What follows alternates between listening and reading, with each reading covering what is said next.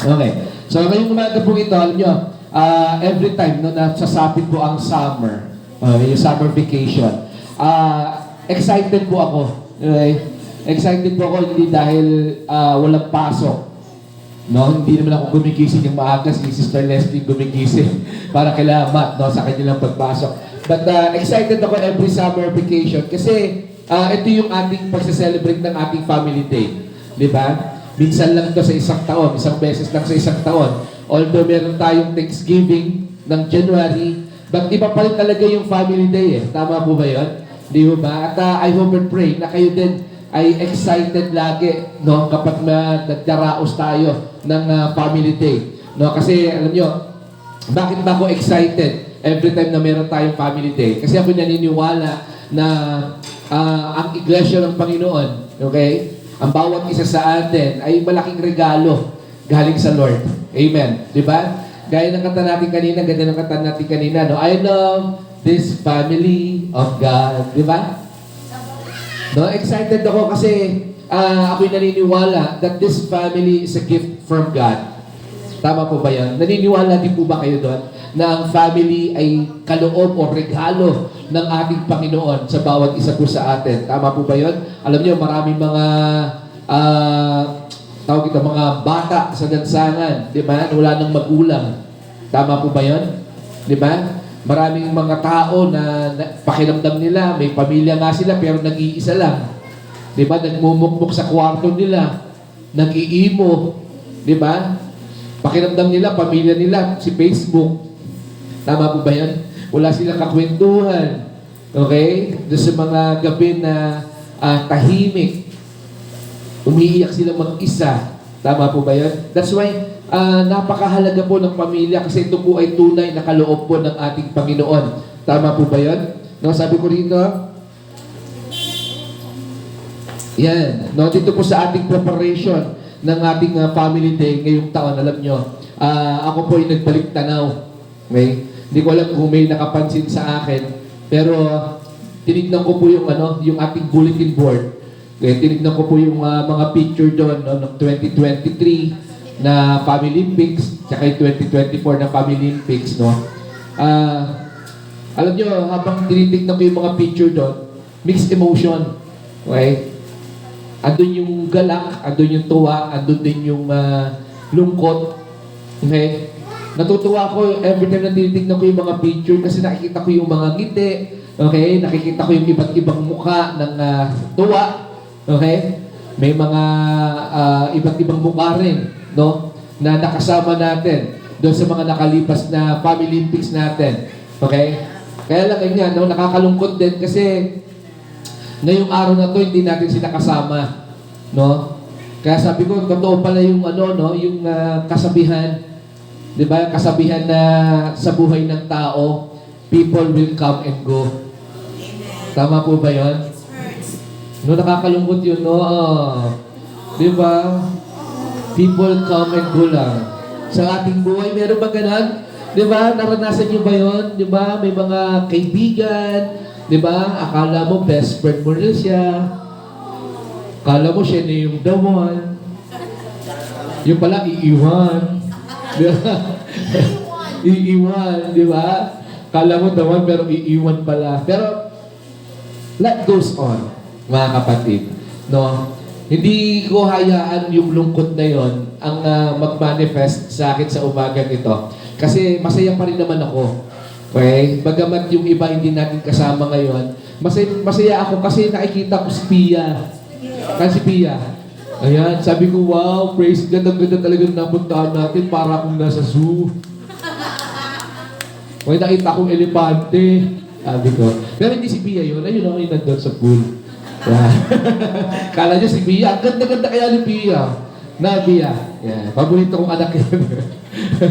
Okay. So, nandun, no, kagalakan pa rin sa Panginoon. Okay? Kasi, bukod dun sa, nakikita ko ba yung ngayong umagang ito, no, may mga kapatiran, mga anak din tayo na nag-decide to follow Jesus. Diba? No, ito yung talagang sobrang kagalakan ito, sobrang reward ito na makita no yung ating mga anak at ating mga kapatid sa pananampalataya okay, ay nag-decide. Alam nyo, kagabi, no, nakita ko yung kanilang mga puso, no, how they surrender to the Lord, everything, no. Kaya nga sa umagang ito, no, nakikita ko yung mga t-shirt nila, New Creation. Wow, praise God, no. Sabi ko dito, yan, no, sa sinasabi po sa Genesis chapter 2, verses 18 to 24, makikita natin dyan, truly family is a gift from God. Nabasahin po natin, sino po may mga dalang Bible, buksan niyo po. Sa Genesis 2, 18 to 24. Yan, sabi niya po dito, matapos gawin ang lahat ng ito, sinabi ng Panginoong Yahweh, hindi mabuti na mag-isa ang tao. Bibigyan ko siya ng isang angkop na makakasama at makakatulong. Kaya mula sa lupa ay lumikha ang Panginoong Yahweh ng mga hayop sa parang at mga ibon sa ipapawid. Dinala niya ang mga ito sa tao upang ipaubaya rito ang pagbibigay ng pangalan sa mga iyon. Kung ano ang kanyang itinatawag, iyon ang naging pangalan ng mga ito. Ang tao nga ay nagbigay ng pangalan sa lahat ng ibon sa ipapawid at hayop sa parang. Ngunit wala isa man sa mga ito ang nababagay na makasama at makatulong niya. Kaya pinatulog ng Panginoong Yahweh ang tao, samantalang nahihimbing, kinuha niya ang isang tadyang nito at pinaghilom ang laman sa tapat niyon. Ang tadyang na iyo'y ginawa niyang isang babae at dinala niya ito sa lalaki. Sinabi ng lalaki, sa wakas narito ang isang tulad ko, laman ng aking laman, buto ng aking buto. Babae ang itatawag sa kanya sapagkat sa lalaki siya'y kinuha. Ito ang dahilan kaya iniwan ng lalaki ang kanyang ama't ina, nagsasama sila ng kanyang asawa at siya'y nagiging isa. Oh, praise God, purihin po ang Panginoon. Yan. So makikita natin, truly, dito sa Bible verse na binasa natin, na family is a gift from God. Amen. No, sabi ko rito, no, sa verse na to, makikita natin yung puso ng ating Diyos Ama. Tama po ba yun? Na katulad ko rin, no, siguro nalungkot din siya. Diba? Nalungkot din siya na makita niya si Aidan na nag-iisa lang. No? Kaya sabi niya, hindi pwede, nakakalungkot naman na nag-iisa ang tao. Kaya gagawa ako ng naaangkop na makakasama niya. Tama po ba yun? Na makikita natin doon sa passage. Okay? So sabi ko dito, yan, no, nalungkot din siya. Kaya ang ginawa ng Panginoon, lumikha siya ng taong makakasama. No? Sino yung makakasama niya? Si Eva, no? Makakasama ni Adan. Hindi lang basta makakasama, but lumikha rin siya ng taong nagbabagay na makakasama niya. Amen. No? Kaya makita natin, no, yung desire ng Panginoon na lumikha ng tao para magkaroon ng isang pamilya. Tama po ba yun? Tignan mo nga yung katabi mo, mukha bang tao? Ha? Mukha? Ha? Napakagandang tao. Praise God. Diba? Sabi mo sa katabi mo, ang ganda mong tao. Yan. Diba? Sabi mo sa nasa likod mo, ang laki mong tao.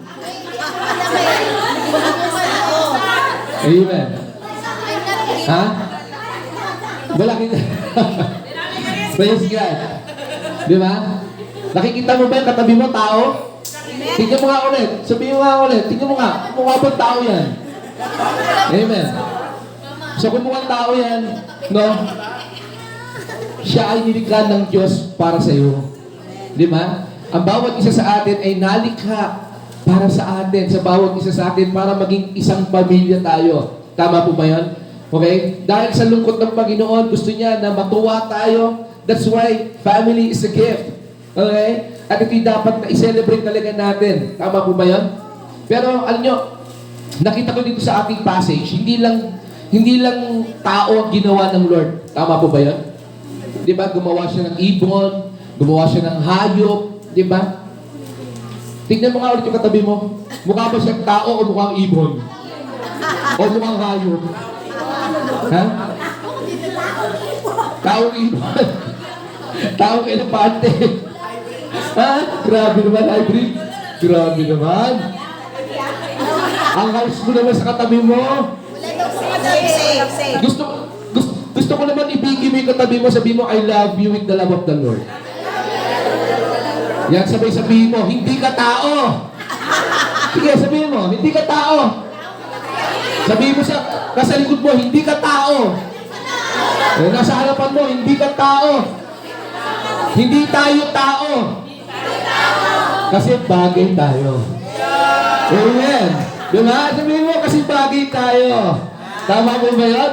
Diba sabi dito sa passage natin hindi lang siya gumawa ng tao, but gumawa siya ng taong nababagay sa Kanya. Kaya, amen. Diba? Kaya nasa katabi mo ngayong umagang ito, yan ang naging katabi mo kasi bagay kayo. Amen. Diba? Kaya yung team 1, sabihin mo sa team 1, bagay tayo. Diba? Sa team 2, bagay tayo. Amen. Hindi tayo tao, bagay tayo. Amen ba yun? Diba? Ngayong family day, ito yung dapat mag-manifest sa buhay natin. Hindi lang tayo basta taong nilikha ng Diyos, but tayo'y bagay para maging bagay sa isa't isa. Amen. Tama po ba yun? Nasabi ko rito, yan, I pray na bilang isang pamilya, ito nga yung maramdaman natin, maranasan natin itong family day na to. Okay? Kasi tunay, hindi lang tayo basta tao. Tayo ay nilikha para maging bagay sa isa't isa. Alam ko na kinikilig kayo. Okay? Sabi ko rito, nagpapakita ito, no? Yung pagiging bagay natin, ito yung nagpapakita that life is all about relationship. Amen. Diba? Amen. Diba? Without relationship, ang boring. Ang boring ng buhay. Tama po ba yun? Diba? Tama ba ako, Colleen? Without relationship, boring. Diba? Kaya lagi niyang nilalambing si Madam Admin Diba? Gusto ko ng milk tea. Drip tea? Nag-milk tea. Iba na ba? Nag-milk tea na naman kahapon talaga ito. Si Ate Darden. Si Ate Darden. Dinama na po ako. Grabe. Para hindi po siya mapagalitan. Hindi kayo tao. Bagay kayo. Amen. Di ba? So, life is all about relationship, mga kapatid. Kaya sabi dito, no, hindi bagay sa isang tao ang nag-iisa, sabi ng Diyos. It's all about relationship. And sabi ko rito, makikita din natin that relationship brings family. Amen. Mula sa relasyon, dito nagsisimula, dito nagbubunga, yung salitang pamilya. Tama po ba yun? Kaya kanina, natutuwa kong pagmasdan kayo, habang nagkakamayan, habang nagyayakapan bilang magkakapatid sa Panginoon, kitang-kita ko yung alam, yung init ng pag-ibig bilang isang pamilya. Tama po ba yun? At nawa, hindi ito mawala. Okay? Baka kanina lang yung kanta natin, I love the family of God. Kaya kayo nagyayakapan. Pero mamaya sa games, nag-aaway na kayo. Ay, yung daya mo! Ha? Sana walang ganun, ha? Okay? Ha? Kapag may nag-aaway sa'yo, sabihin mo, bagay tayo. Amen. Okay? Sabihin mo, bagay tayo. Amen? Pag-mira din kayo ang daya ninyo. Tama po ba yun? So, sabi ko rito, may kita natin, relationship brings family. Ito yung sinabi sa Genesis 1:28 na sinabi ng Diyos, humayo kayo at magpakarami, punuin ninyo ang inyong mga anak ng buong daigdig. Tama po ba yun? So makikita natin, truly, family is a gift from God. Now, sa ating pagdiriwang ng ating family day ngayong umaga, I want to encourage everyone as one God's family. Nawa makita natin sa araw na ito. But siguro hindi lang sa araw na ito, but sa maraming taon pa na darating. Okay? Na mas more on maranasan natin, manatili yung pag-ibig natin sa isa't isa bilang bagay na isang pamilya sa Panginoon. Amen po? Ulitin ko, sabihin mo sa katabi mo, hindi ka tao, bagay tayo. Hindi tao, bagay tayo. Yan. Amen. Bakit ko pinapaulit-ulit itong bagay tayo? Ano ba ibig sabihin pag sinabing bagay tayo? Okay? So, ibig sabihin ng bagay tayo, ito'y naaangkop tayo sa isa't isa. Di ba? Pag sinabing bagay tayo, tayo ay iisa. Di ba? Hindi pwedeng sabihin mo sa aso, bagay tayo. Hindi. Tama po ba yan? Hindi mo pwedeng sabihin sa elepante, bagay tayo. Okay? Hindi. But sa tao, sasabihin natin bagay tayo. Kasi iisa tayo ng anyo. Di ba? Iisa tayong tao. Amen po ba doon? So, sa pagiging bagay natin, makikita rin natin yung word na unity. Tama po ba? Tayo, bilang mga pinagbagay ng Panginoon, nais niya na tayo ay maging iisa din. Di ba? Makikita natin dito sa ating passage, sinabi noon, di ba? Nang nilikha niya ang babae, sila ay nagsama, at sila ay sinabing mag-asawa, sila ay umalis sa kanilang pamilya, okay? At sila nga ay naging iisa. Amen. Tama po ba? So, naging iisa sila. So, tayo rin, mga kapatid, even we are growing in numbers, I believe, bilang isang pamilya, tayo ay iisa. Even merong team 1, merong team 2, okay? Hindi ho kayo magkalaban. Kayo ay iisa din. Tama po ba yan? No, ito po yung sinasabi ko rito na sa ating family day ngayong umagang ito, no? I want to encourage everyone na makita sa atin yung nagkakaisang pamilya. Kasi nga, ano tayo? Bagay. Bagay tayo. Amen? Kaya dahil bagay tayo, dapat makita talaga yung nagkakaisang pamilya. Sinasabi po sa Ephesians chapter 2, verses 18 to 22. Okay? Sino pwedeng magbasa dyan? Nahirapan ako, wala akong pulpito. Ephesians chapter 2, verses 18 to 22. Ito, makikita ko na. Okay. Sabi niya rito, dahil kay Kristo tayong lahat ay nakakalapit sa Ama sa pamamagitan ng iisang Espiritu. Sa makatuwid, hindi na kayo mga dayuhan o taga-ibang bansa, kundi mga kababayan na ng mga hinirang ng Diyos at kabilang sa kanyang sambahayan. Praise God. Tulad ng isang gusali, kayo itinayo sa pundasyong inilagay ng mga apostol at mga propeta na ang batong panulukan ay si Kristo Jesus. Sa pamamagitan niya, ang bawat bahagi ng gusali ay pinag-ugnay-ugnay at nagiging isang templo na nakatalaga sa Panginoon. Dahil din sa inyong pagkipag-isa sa Kanya, kayo man ay sama-samang itinatayo bilang tahanan ng Diyos sa pamamagitan ng Espiritu. Praise God. Purihin po ang Panginoon no, sa Kanyang salita. No? Sabi ko nito, makikita natin yung salita bilang isang sambayanan daw. Tayo daw ay parang isang gusali na pinag-ugnay-ugnay na para ano daw? Para maging isang banal na templo. Tama po ba? At bilang bahagi ng tahanan ng Diyos. Now, makita natin dito sa Bible verse na to, na tunay, ito yung ini-encourage tayo ni Apostol Pablo na tayo po ay magkaroon ng nagkakaisang pamilya. Makitaan po tayo nito. Paano ba itong sinasabing nagkakaisang pamilya sa Diyos? Okay? Sabi po sa Philippians chapter 2, verses 1 to 5. Ano po sinasabi diyan? Philippians 2, 1 to 5. Grabe, challenge.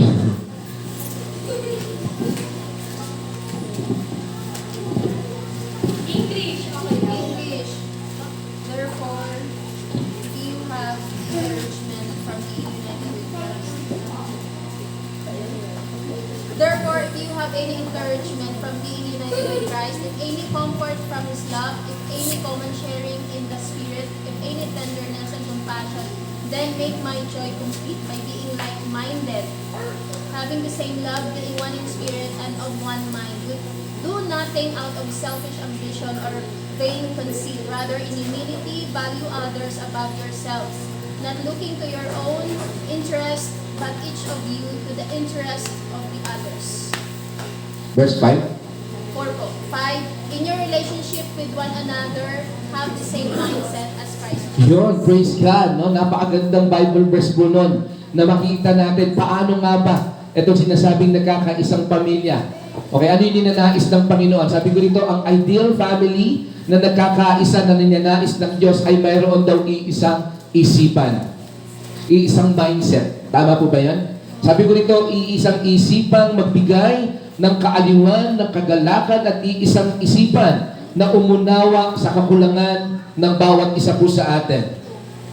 Iisang kaisipan, sabi ko dito, na hindi naghahangad ng pansariling kapakinabangan, but inuuna ang kapakanan ng lahat. Iisang isipan, tulad ng isipan ni Kristo. Tama po ba? Ayun yung sinabi sa verse 5. Di ba? Na magkaroon daw tayo ng same mindset with Christ. Nawa, ito yung nakikita sa atin. Okay?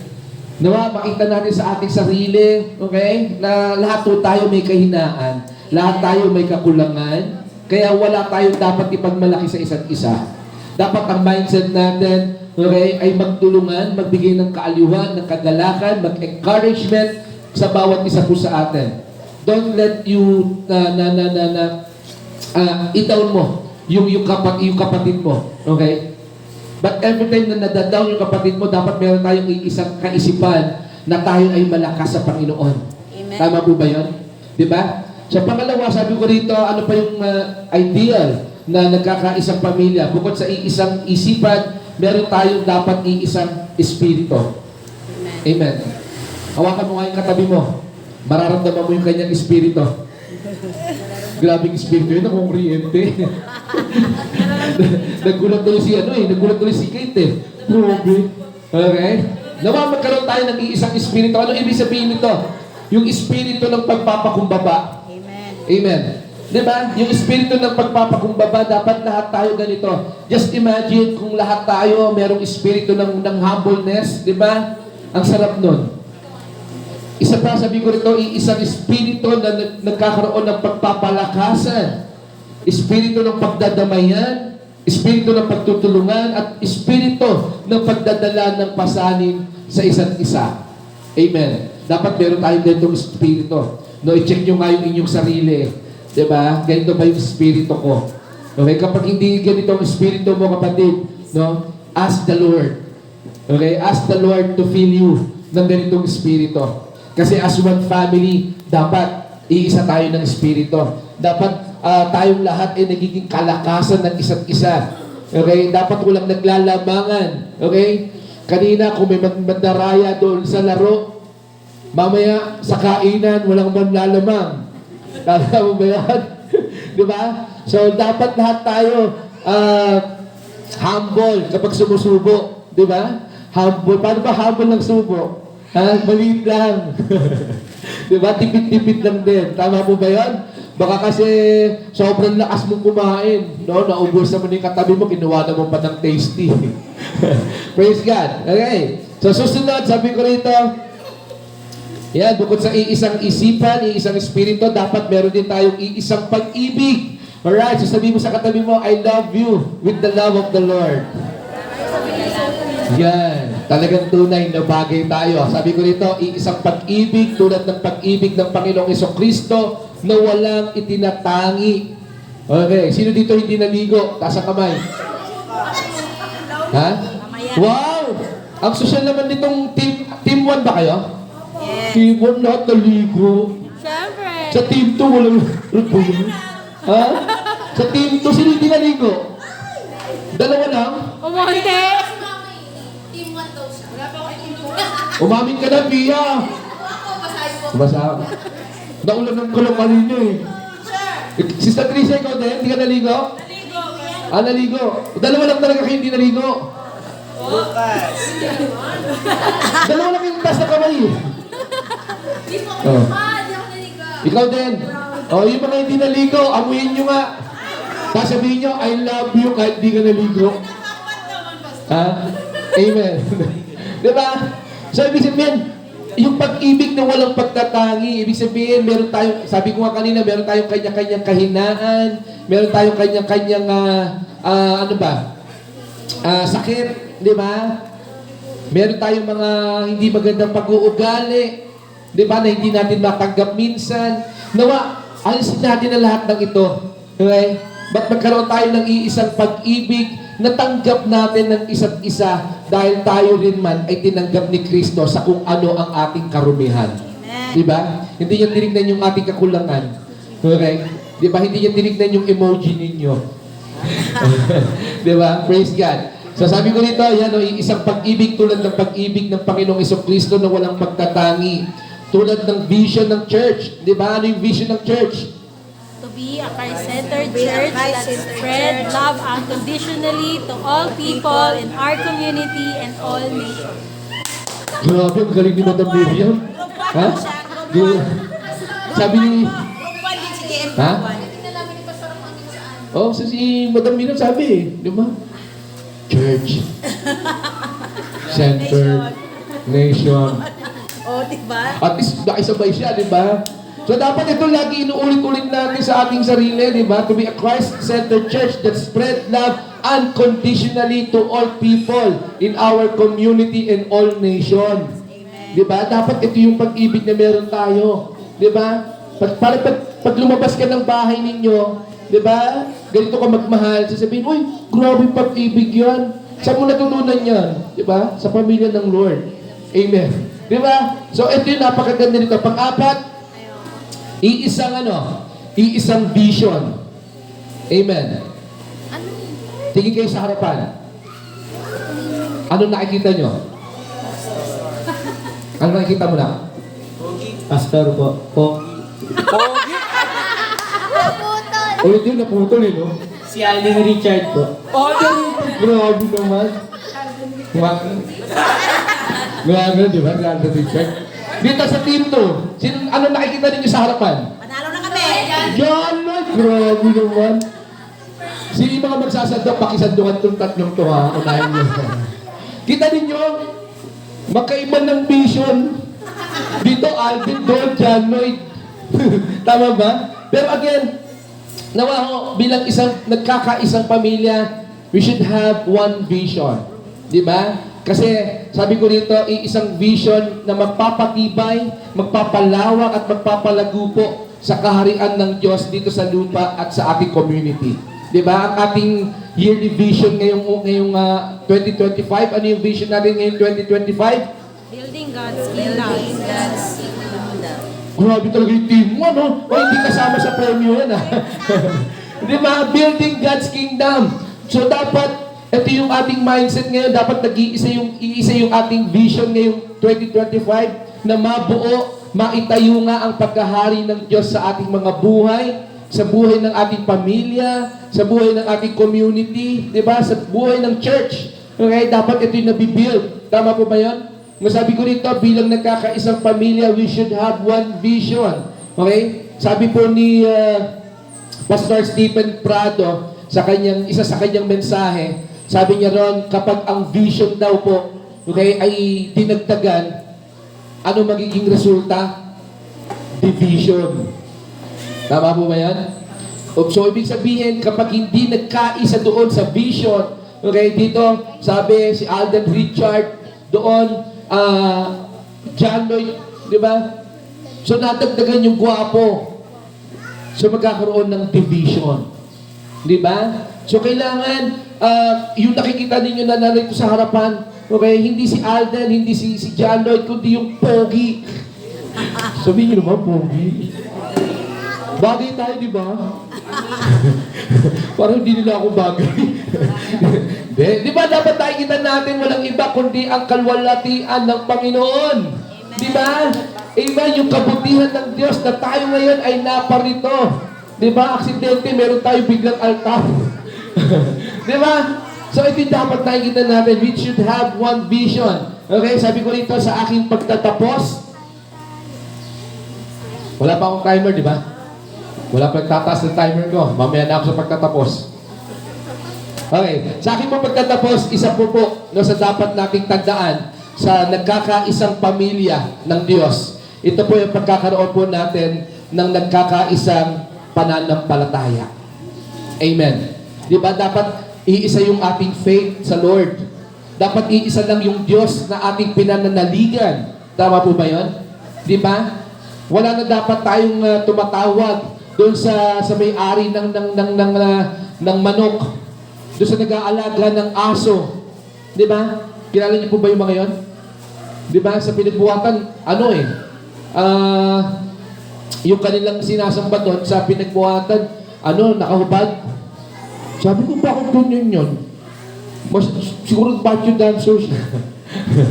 Okay? Sabi ko, parang siya lang yung santo nakahubad.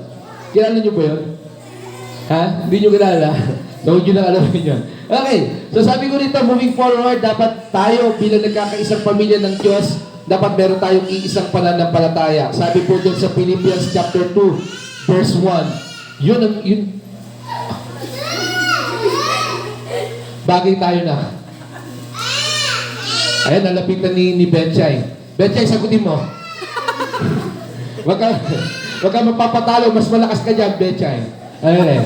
Diba sabi po sa Philippians chapter 2 verse 1, sapagkat may kasiglahan, may kaaliwan ng pag-ibig ang buhay kay Kristo at mayroong pakikipag-isa sa Espiritu. Praise God. Nawa sa ating pananampalataya sa Panginoon, magkaroon tayo ng iisang pananampalataya na ang Panginoong Hesus ay namatay at muling nabuhay para sa ikaliligtas ng marami. Dapat magkaroon po tayo ng iisang pananampalataya na ang Jacob SR Church ay nakatayo sa matibay na sandigan o pundasyon na walang iba kundi ang Panginoong Jesucristo. Amen. Sa pagkakaroon ng iisang pananampalataya na tayo po ay nakatayo sa magandang pundasyon, which is ang ating Panginoong Jesucristo, tunay, hindi tayo matitinag. Amen po ba doon? Diba? Ano man ang mangyari, mananatili po tayong nakatayo. Amen po ba doon? Diba? Ano man ang mangyari, dapat meron tayong iisang pananampalataya sa gitna ng kalungkutan, ng pagsubok, ng kahirapan, mananatili ang Jacob SR Church family na lalago. Diba? Mananatili ang Jacob SR Church family na magbubunga para sa kalwalatian po ng ating Panginoon. Amen po ba ron? Amen. Now, sabi ko rito sa pamamagitan po ng pagkakaroon ng iisang pananampalataya, nawa patuloy po tayo magkaroon din ng kasiglahan at kaaliwan sa ating pong paglilingkod sa ating pong Panginoon. Okay? So ngayon pa lang, again, maraming salamat po. No, sa bawat isa po sa atin, palakpakan niyo po yung inyong sarili. Okay? Sa inyong pong mga contribution. Again, sabi ko nga, hindi man sa pinansyal, but nakikita ko yung inyong effort, di ba? Yung gumising lang kayo ng maagang-maaga para makadalo sa gawain ito, eh malaking effort po yun. Tama po ba yun? Sa pamamagitan na ikaw ay narito ngayong umagang ito, malaking pagpapala din yun. Di ba? Sabi ko nga kanina, nalulungkot ako dahil yung iba wala. So imagine mo kung ikaw wala din dito, dinadagdagan yung lungkot ni Pastor. Amen. Kaya palakpakan mo yung sarili mo. Diba? It is not about the financial, but it is about the love that we have sa bawat isa po sa atin. Tama po ba yun? Sabi ko rito, nawaho, magkaroon din tayo ng iisang pananampalataya, mananatili sa ating puso ang kagalakang dulot ng Panginoon as we build His kingdom sa ngayong 2025 po na ito.